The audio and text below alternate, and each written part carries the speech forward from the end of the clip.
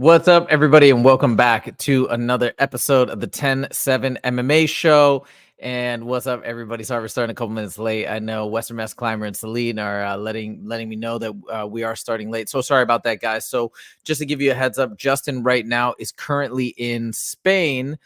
And so he's actually doing the running of the bulls today. I think he might still be able to join. I'm just waiting to see if he's able to pop on. What's the best climber? He says, what does he say? Fire adjusted, dock his pay at least. All right. Well, I don't have such authority, but no, it's all good. He's doing his thing. He sent some crazy videos of him already with the bulls. So it's a once in a lifetime opportunity. I totally get it. But we have UFC 303 tomorrow, which is also a once in a lifetime opportunity. I had to get the show started. We're already an hour late just because of obviously scheduling was a little difficult being with Justin doing the running of the bulls. But we're going to get started anyways. And there's a lot of things that I want to start with here. Oh, give me 1 second. We got the wrong logo up there. All right. So there's a couple of things I want to start with here.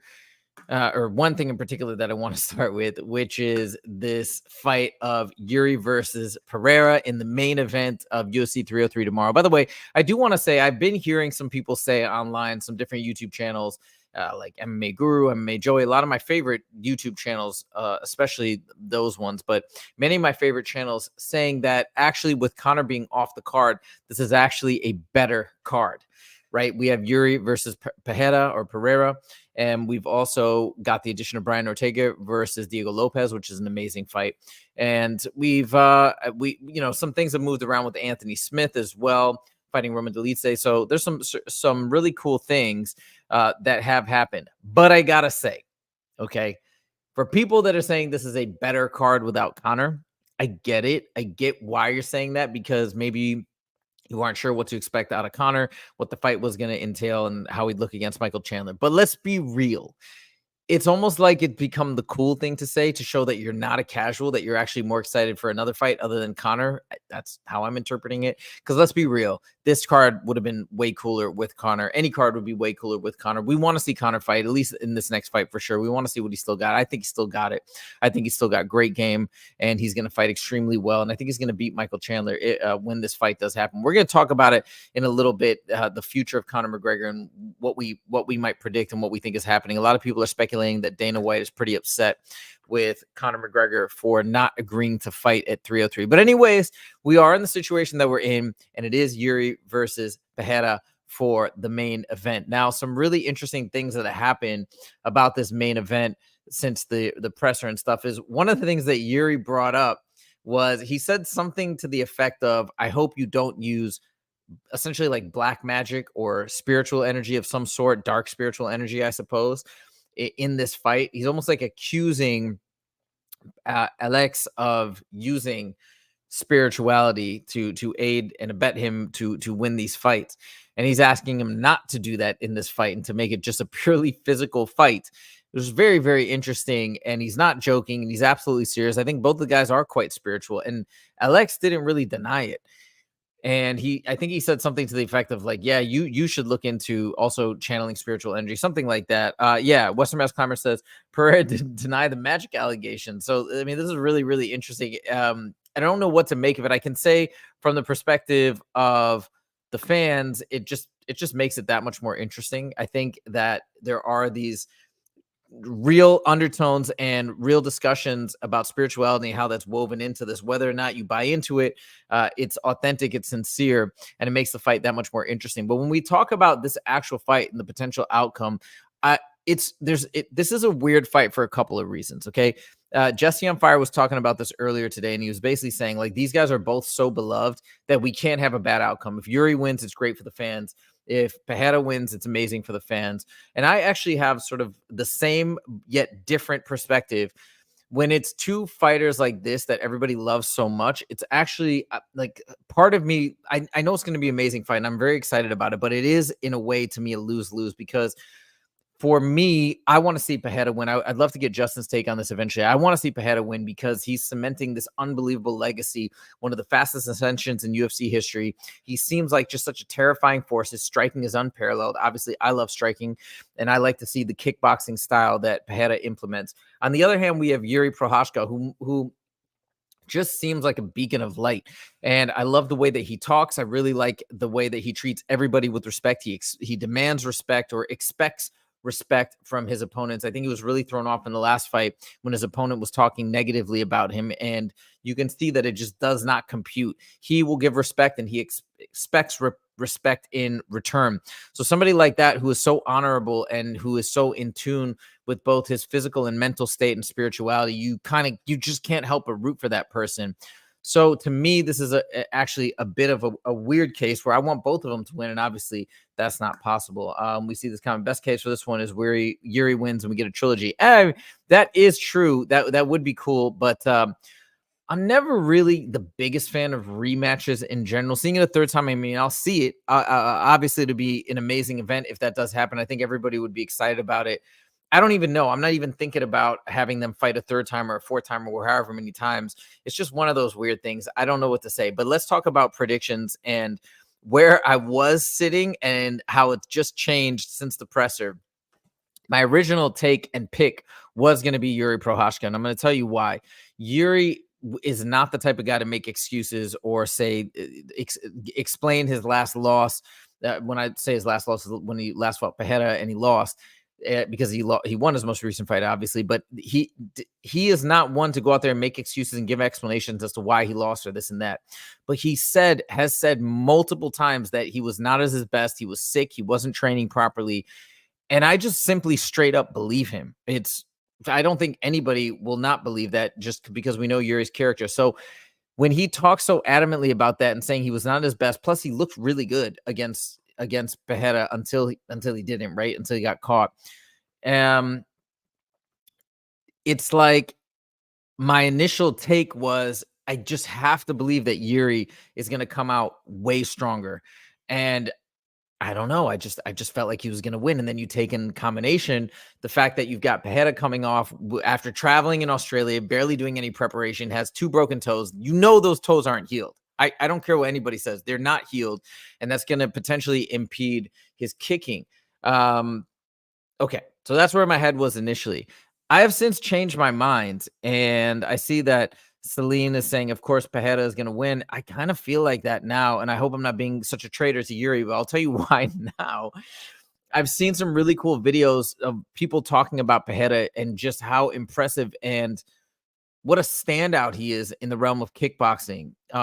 Then you take into combination this dark magic spirit energy that Jiri is alluding to, that Alex is not seeming to deny. And I don't know, it just feels like it's written in the stars that Pereira is going to win and Jiri is going to suffer a loss, I guess. I don't know. It's just what I'm feeling. What's up, Pern? Welcome to the show. And Western Mass Climber does throw out the fact Jiri was winning the last fight until he walked into a punch. Won't happen again. Wow. I mean, I just don't know. I don't know. But like I said, Western Mass Climber, I was literally feeling Jiri until yesterday. And now, and then seeing the face off and just seeing the confidence and that almost like, I don't know if it's coldness or a facade of coldness in Pereira's eyes, but I am now leaning towards Pereira. And this is not technical analysis by any means. It's just what I'm feeling. So Western Mass Climber does point out that Jiri's toolbox is much bigger than Pereira's. I absolutely agree.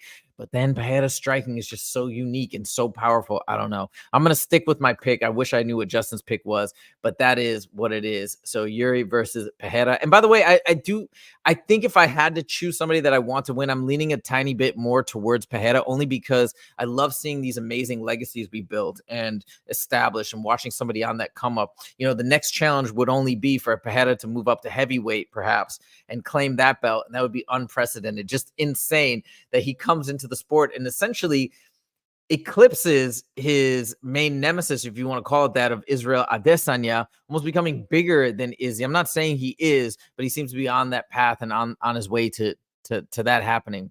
So anyways, we got an incredible main event. All right, moving on to, in my opinion, what I'm considering to be the co-main event. I know it's not the co-main event, but holy smokes.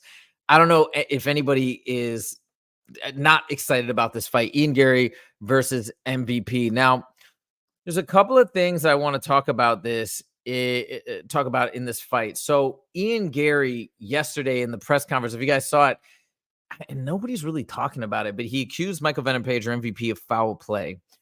So what he said during the pressers is like, you're mentally broken. You're already mentally broken. You know why. And MVP doesn't really respond. He says, you know why? Because one of your people tried to offer somebody from Shoot Box, from the place where Ian Garry has been training in Brazil, tried to offer them money. Again, this is all supposedly, allegedly, money to get inside info on what Ian Garry was doing in his training camp, how he was looking in the grappling department, what his game plan was, or whatever, like something along those lines.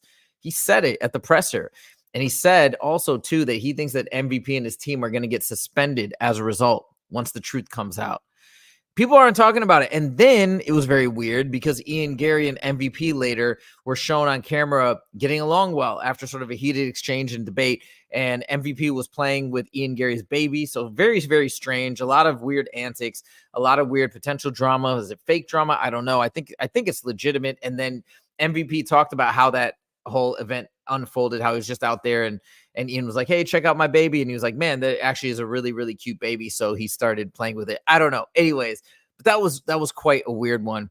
Now, when we talk about the fight, I know a lot of people, including MMA Guru, is actually picking Michael Venom Page. And Michael Venom Page has a very unorthodox, crazy style, that in and out point fighting, which is just bizarre, but effective. And again, I was wrong about the Kevin Holland fight. I think me and Justin both thought Kevin Holland was going to win, that perhaps the competition that MVP had faced in Bellator was not representative of the UFC, and therefore Kevin Holland was going to have an advantage that MVP could simply not overcome. We were both wrong, and we were actually very, very impressed with Michael Venom Page.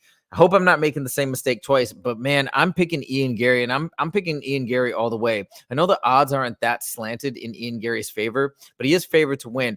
But I just can't see Ian Garry losing. Ian Garry, by the way, who I'm a big fan of, and I know a lot of people don't like him. He's constantly getting booed. I think you have to respect his grit, his dedication, and the fact that he's so committed to being a well-rounded and amazing fighter. He's known as a striker, but what is he doing? He's in Brazil training jiu-jitsu. I mean, what else is there to say? Has other amazing strikers like Izzy, or Pereira is training, with Brazilians, obviously, in jiu-jitsu and improving his ground game. But most strikers haven't done that. I think Darren Till did that. He went to Brazil for some time and trained down there. But that dedication and that commitment for Ian Garry, and him wanting to be the best of the best of the best, the best of all time, the greatest prospect of all time, as he calls himself, you have to respect it. And if you get a little annoyed, quote unquote, people call him annoying. I mean, he's confident, he's brash. It is what it is. I think people just really turned on him. Maybe there were points where he was turning some people off. Fine.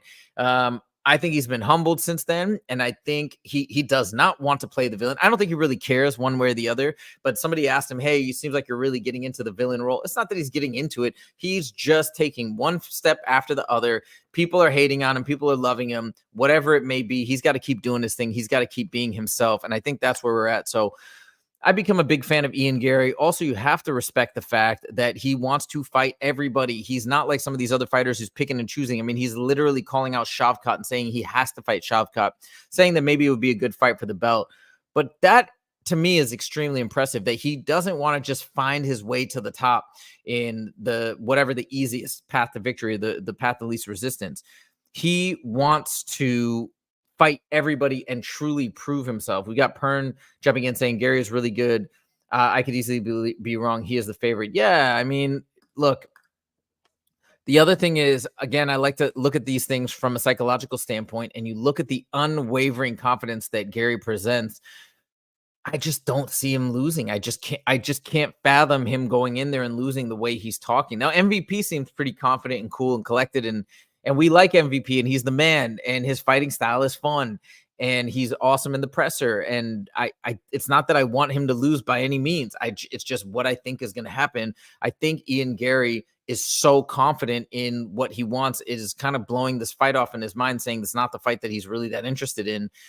I truly think he's not saying this to put on a front, that he actually believes that he is 100% going to win and walk through Michael Venom Page. And that is no discredit to Michael Venom Page or the type of fighter that he is or his fighting style, but this is what I feel. If you guys feel differently, let me know in the comments. I'd love to see it. But yeah, a lot of interesting drama. And I mean, to me, this was the best fight in terms of the press, in terms of the presser, the way they're going back and forth. So I'm really excited to see this one. And I hope Ian Garry, I do want to see Ian Garry win. I like to see the young guys, the prospects come up, especially when there's this much potential and hype behind him, and to see what he can do in the welterweight division. So Ian Garry, best of luck. Michael Venom Page, best of luck too. Can't wait for this fight. And let's see what happens. All right. Now we're going to go on to Diego Lopes versus Brian Ortega. Now, this is an interesting one because Brian Ortega, a lot of people have been talking about him and saying that he did not look very healthy during the UFC press conference on Thursday. And again, that's one day away from making weight. So they're deep into the weight cut at that point. And it seemed like he had a really rough weight cut. Now, another thing to remember is that these guys are traditionally in the featherweight division. And this fight was scheduled at 145 pounds. But Brian Ortega at that time was already planning a move up to lightweight. This is what I've been hearing from Ariel and other folks in the business. So he was moving up, and this weight cut was undoubtedly very difficult, trying to get up to 145, or excuse me, trying to get down to 145 pounds. And then at some point, Brian Ortega's team said either we move it up to lightweight at 155 or the fight's off. Again, I'm quoting Ariel here. And so Diego Lopes' team agreed to the higher weight. And I know Diego Lopes is a big guy too, so maybe this benefited him as well. So they changed the weight for Brian Ortega. And then you look at Brian Ortega at the weigh-ins, and this is weighing in at only 155, or I think he weighed in at 156. Western Mass Climber said he missed weight. I think he made it for the lightweight limit. That's my recollection. I could be wrong on that. So please do feel free to correct me if I'm wrong. But yeah, I don't know. He looked pretty bad on the scales. He looked really beat up. I'm curious to see at the not the official weigh-ins, but the public weigh-ins where they kind of do it on stage and all that stuff. I'm curious to see what Brian Ortega looks like then. But man, Diego Lopes is brutal on the ground. He's an incredible striker. He's younger. He's up and coming. He's probably going to be feeling a lot better than Brian Ortega after the short notice fight and this really, really seemingly tough weight cut. I don't know. If you guys have seen some of these backstories on the life of Brian Ortega and what his childhood was like, the dangers that he faced in the street and how he came up using jiu-jitsu, how his dad always told him that his jiu-jitsu, not to tell people about it, was a secret weapon. And you're going to just love the guy. He's talking about his struggles publicly, how he's trying to be a better father, a better human being now, how he's gone through all these transitions. He, is still in there competing at the highest level, won his last fight. He's such a champion and a role model. It's very hard to not want him to. Yeah, Western Mass Climbers, by the way, is saying that the doctors told him to stop cutting at 151. Yeah, no, that's right. But then they moved it up to 155 weight class. So you're right. But then they changed the weight division. So technically he made weight.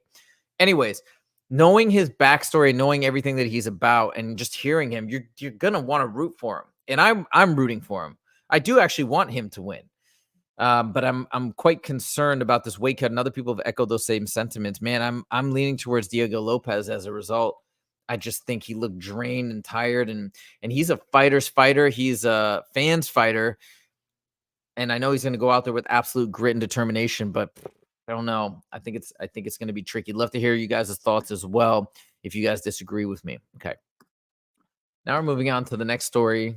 Conor is back, and we got to talk about Conor, obviously, because it's UFC 303 International Fight Week, and this is the card that Conor claimed he would be on since December 31st. I think or January 1st. I don't remember which day, but he said way back when, almost more, around 6 months ago, that he was going to be fighting at International Fight Week. I think he said at 185, but we all knew that didn't make any sense. So he's going to fight at 170. And as you guys have been following the story, you know that just a few weeks ago, he pulled out, allegedly due to a broken toe. There's a lot of conspiracies and rumors. I actually think it's totally true. I think it is the broken toe. I heard Joe Rogan talking about it, saying he knew ahead of time what it was. I just think that's what it is. Somebody said that because Conor had used stem cells to inject into the toe and that it was still ballooned up and didn't seem to be working, that seems suspicious, but who's to say? Who knows? I mean, and maybe it just took time for the swelling to go down from the stem cell injection. I know a lot of people that do stem cell injections that have swelling and a lot of pain initially, but then once that goes down and the stem cells sort of get absorbed or whatever happens, the integration happens, then seemingly miracles can happen.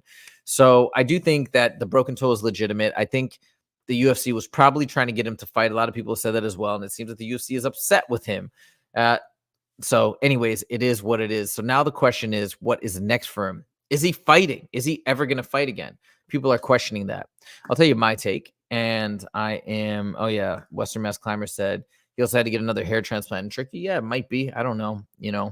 Hair loss sucks. And yeah, no problem if he wanted to do that whatsoever. I encourage him if he wants to do it. And he's always in the public eye. Everybody's staring at him, criticizing him constantly. So more power to him if that is something he's doing right now, whatevs. But anyways, coming back to what's next with Conor. Now, the interviewer who does the show, it's called, like, his YouTube channel is called In My Mom's Basement or something like that. It's like a play on how a lot of people make fun of MMA journalists, I guess, that they're broadcasting out of their mom's basement, whatever. But he interviewed Dana White and he said, all right, at the end, I gotta ask you about Conor. Everybody wants to know, what do we think is going on? Is he going to come back in August, September, October? What's the deal? Excuse me. And Dana White responded in a quite annoyed tone, none of the above. I don't think I believe that, though. There's no way I believe that. But that's what he said. I don't know if he's putting that out there in the public because he wants to play hardball. He's trying to show Conor that he can't just come in and get a fight date whenever he wants. Maybe this is, again, my theory. And I have no inside sources or anything along those lines, but that's what it appears to be. I think he'll soften up on it as things get more real. Maybe he can have more assurances and guarantees from Conor that he will absolutely fight. I have to believe that this was a debacle on the inside in terms of ticket refunds and all these other things that probably happened when Conor pulled out of the highest gate of all time in UFC 303. Not to mention Chandler, I'm sure, is devastated. So I'm quite certain the UFC is not happy. Oh, the other thing that sucks is you're supposed to get a full refund or be eligible for full refund of the state of Nevada if you bought a ticket and the main event is swapped out. However, as we know, a lot of those ticket prices were through the roof. And yeah, I am tired, by the way. Celine says I look tired tonight. I'm very tired. That is an astute observation. But it is I just now lost my train of thought. Shoot. What was I gonna say? Oh yeah. So anyways, for people who bought tickets from secondhand dealers who paid that really high price, 5,000, 10,000 ticket, whatever it may be, I don't think the same rule applies. I could be wrong. In Nevada, maybe as a secondhand dealer, you still have to give the person a refund. But I've heard people trying to get refunds and have been unable to do so, probably because of that little caveat that if you buy it and then resell it, you're kind of stuck. So my point is, the UFC, I'm sure, is not happy because fans are unhappy. And, that's their client base. That's their customer base. They don't want to do that. Conor also went on Twitter today saying how devastated he is about having to pull out of this fight. Now, a lot of people may say, oh, well, he did it on purpose. He was trying to renegotiate his contract. That's one theory. Or he really wanted to win, so he had to do what he had to do, and this and that. And he's so rich and he's so famous, he doesn't care about any of this. What you guys have to remember is that for somebody like Conor, any of these high achievers in the UFC or in life in general, is that, man, it's just not about the money and about the status always. It's also just about being a man of your word. Somebody like Conor McGregor, any other high achiever, you don't want to let people down, especially fans that have helped build you up, that help make you who you are. And whatever you want to say about him, I know for sure he cares about his reputation. I know for sure he cares about the fans, and he doesn't want to disappoint them. He doesn't want to be looked at as somebody who's unreliable, because I can empathize with that. I feel the same way. That's the last thing I want my clients or my family or my friends to say about me. Oh, this guy is unreliable. He says one thing and then he pulls out or does this, or we can't rely on him. That is the worst as an adult. Forget about man or woman. Just as an adult human being, that's a really terrible thing for people to say about you. I'd rather give a commitment and lose money on that commitment just so that people know I'm always going to try and stand by my word than the other way. Like, oh, okay, well, I can back out of something that I promised I would do, and that'll allow me to make a certain amount of money, but then I have to sacrifice my reputation. No, thank you. And I guarantee you, Conor, I mean, everybody's going to have their price to some degree, but and also depending on your financial situation, this and that. But in general, I can say without even knowing Conor and without hearing him say this, that I guarantee you this is weighing on him majorly. He didn't want to let people down, but he also has to win. He also has to think about his career. So Pern says if he did not want to fight, why bother with this hassle? He could do whatever he felt. Yeah, exactly. He doesn't have to come back. He does not need to come back.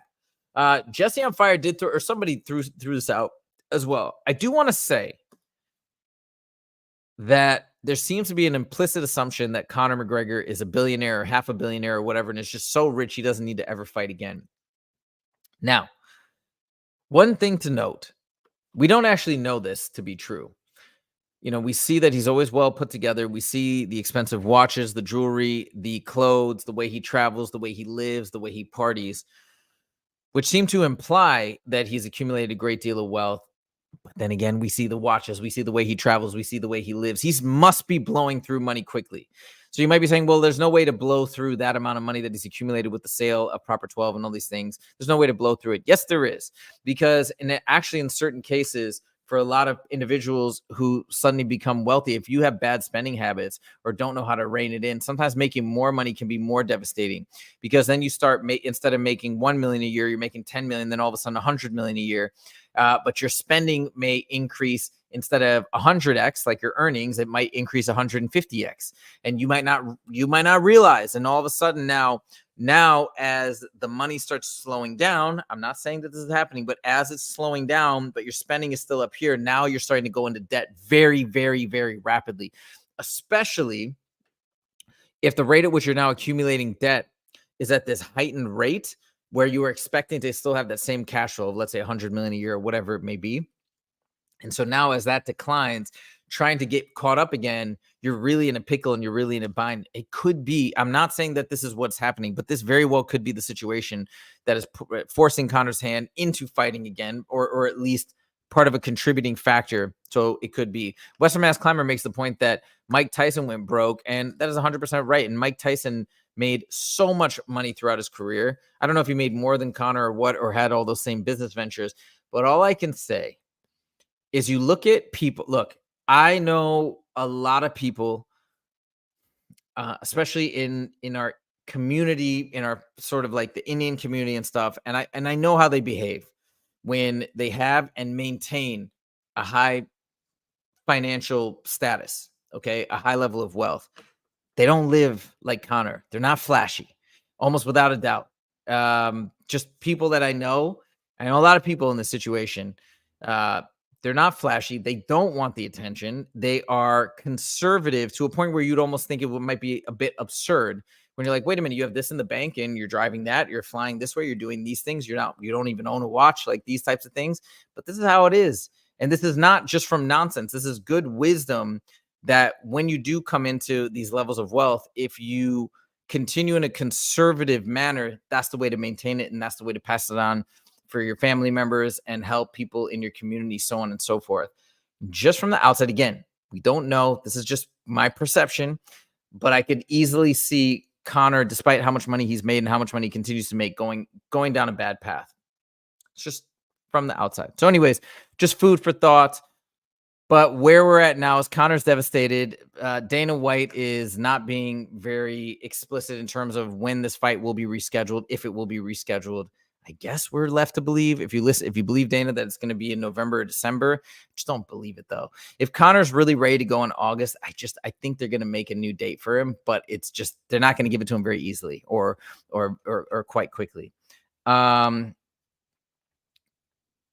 then what to say? In Monaco, he is not that rich. That lifestyle is insane. Yeah, it's true, right? He's probably hanging with people that have, net worths 5x, 10x, maybe even 100x of what he's dealing with. I don't know. I don't want to speculate too much. I'd have to do a really deep dive to get more into the weeds in terms of what his actual financial situation might be or might not be. And I don't want to speculate too much. But anyways, coming back to this, Conor wants to fight. He's going to fight hopefully very soon, sooner rather than later. Let's see what happens. Conor, we miss you on 303 and hope you'll be back ASAP. All right, our final topic, Anthony Smith versus Roman Dolidze. So there was a chance we were going to get both Jesse on fire, and of course, Justin was hopefully going to be on today. But like I said, he's in Spain, and I know he's really busy out there, so it is what it is.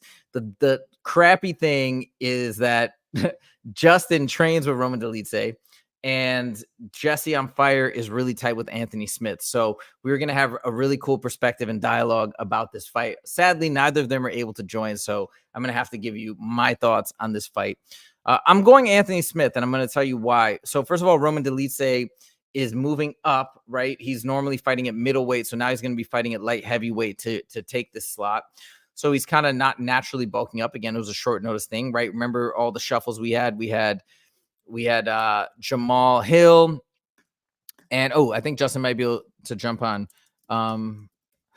We had Jamal Hill originally scheduled to fight Carlos Ulberg, and then Jamal Hill had an injury. No, sorry, what am I saying? Jamal Hill was going to fight Khalil Roundtree, then Khalil Roundtree had the problem with the substance, but he got a short suspension, so that's good because it was accidental. So then he was out. Then Carlos Ulberg came in. Then Jamal Hill got a knee injury. He's out. Then Anthony Smith came in. So now it's Anthony Smith versus Carlos Ulberg. And then Carlos Ulberg is out. And now we have Roman Dolidze stepping in at the last minute. So it was a very last minute addition. So also because of that late notice, even later than Anthony Smith, right? I think Anthony Smith had more preparation, more time, and Anthony Smith is hot right now. He's coming off of that last win, which is a terrific win. So I don't know. I'm leaning towards Anthony Smith in this fight. And guess what? Justin's able to join live from Spain for this last little point. Justin, this is perfect timing because I was just saying you train with Roman Dolidze, and we're talking about the Anthony Smith versus Roman Dolidze fight. I'm choosing Anthony Smith for the aforementioned reasons. I won't rehash them now. But Justin, with Roman Dolidze, who's your pick in this fight and why? And by the way, am I correct that Roman Dolidze is normally fighting at middleweight, but he's moving up, right, for light heavyweight in this fight? Yeah, I believe he does typically fight at at middleweight, and he is going up for the short notice aspect of it. But yeah, man, Roman's a tough dude. He has great striking. He has great grappling. He's always in shape. The guy trains his ass off.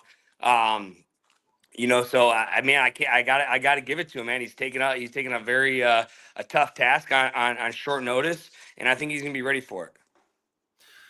All right. Well, I guess we'll have to see. And then just to jump back to some of the topics, because we're right at the tail end of the show here. The last thing, okay, you know what? One thing, actually, two things I want to really quickly get your thoughts on. So, number one, Sure. in the presser yesterday, Ian Garry accused Michael Venom Page of trying to pay people at his gym at Shooter Box in Brazil for information about Ian Garry's training style. Does that sound, do you think that's total nonsense, or is that something that people do sometimes? Like they try and pay off people in the gym to get inside info?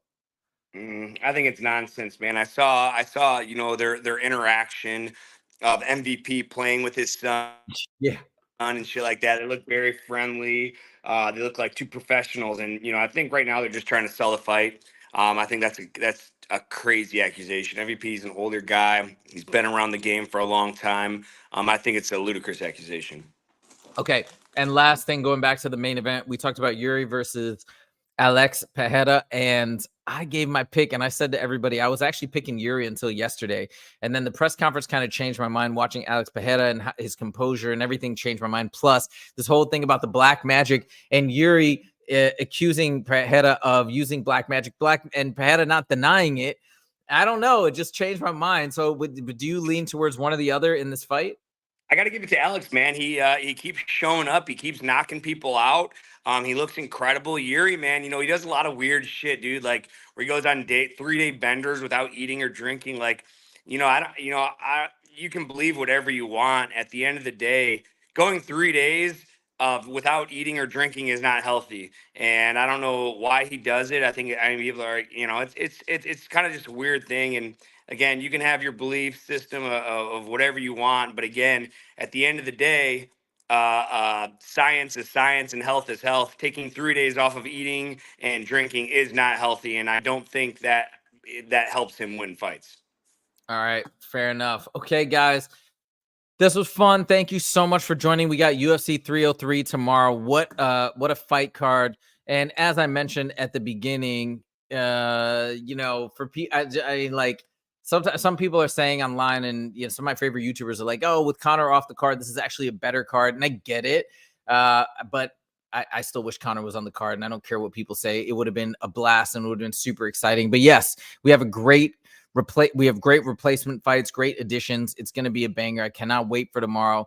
And no matter what happens in the main event, we're going to have a champion that we all love. We all love Jiri. We all love Alex. To see Alex win would be him cementing this unbelievable legacy. To see Jiri win, we see one of the most beloved fighters in the UFC, one of the nicest guys, one of the most honorable fighters we've ever encountered, in my opinion, reclaim that title. So you can't really lose. And I guess that's all we got for you guys. So thank you guys so much for joining. If you haven't subscribed yet, make sure to click that subscribe button. If you like this video, hit that like button as well. And that is it. We will see you guys next episode. Take it easy.